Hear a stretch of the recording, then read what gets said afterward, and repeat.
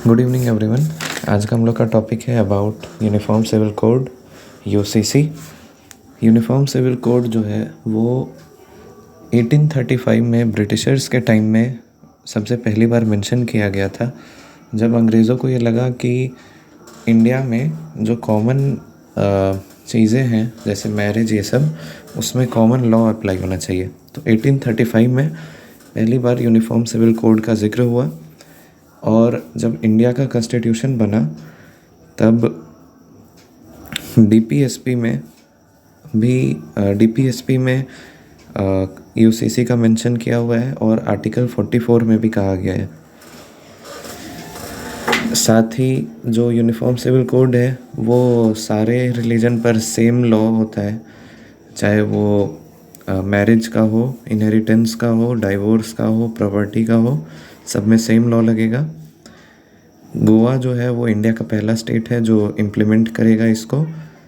और दुनिया का बात करें तो अमेरिका, बांग्लादेश, फिर पाकिस्तान, इंडोनेशिया, ये सब पहले से यूसीसी अप्लाई कर चुका है।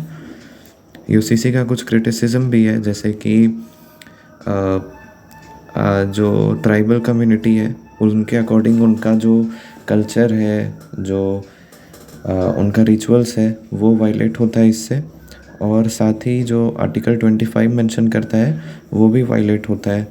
तो ये कुछ क्रिटिसिज्म था, बाकी देखिए क्या होता है, कब अप्लाई होता है ये। तो चलिए अब देखते हैं करंट अफेयर्स। 2 अप्रैल को कुछ खास न्यूज़ तो आया नहीं, लेकिन कुछ स्टैटिक न्यूज़ है, जैसे कि इलेक्शन कमीशन सक्षम ऐप लॉन्च किया है।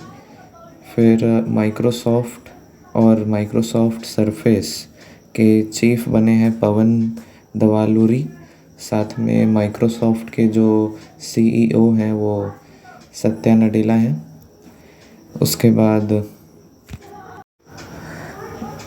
ज़ीरो एफआईआर नाम का एक टर्म आता है, जिसका मतलब होता है वैसा एफआईआर जो किसी दूसरे स्टेट में किया गया हो और वो केस किसी दूसरे स्टेट का हो।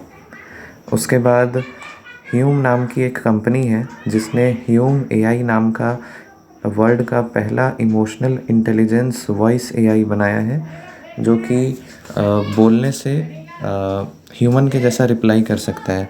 ये काम अभी प्रोग्रेस में ही है, लेकिन इस तरह का टेक्निक या बोल सकते हैं हम लोग टेक्नोलॉजी आ रहा है। उसके बाद आरबीआई जो है वो डिजिटा यानी कि डिजिटल इंडिया ट्रस्ट एजेंसी नाम का एक इनिशिएटिव लाया है, जिसमें वो डिजिटल लेन देन जो होता है, ट्रांजैक्शन होता है, जो एप्स डिजिटल लेन देन करती है उस पर नज़र रखेगा। तो ये था आज का करंट अफेयर्स। आज का पीवाईक्यू रिलेटेड है एंशिएंट हिस्ट्री से ही, जिसमें पहला है कि राष्ट्रकूट एम्पायर को स्टार्ट किए थे दंती दुर्ग, जिनका दंती वर्मन भी नाम था।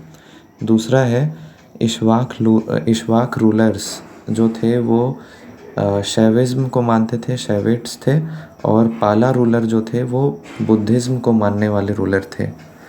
उसके बाद राजराज चोल वन ने अपने टाइम में नॉर्थ श्रीलंका को जीता था, जबकि जो राजेंद्र वन है उन्होंने पूरा श्रीलंका ही जीत लिया था। उसके बाद अंकोरावाट टेम्पल जो है उनको सूर्यवर्मन 2 ने बनाया।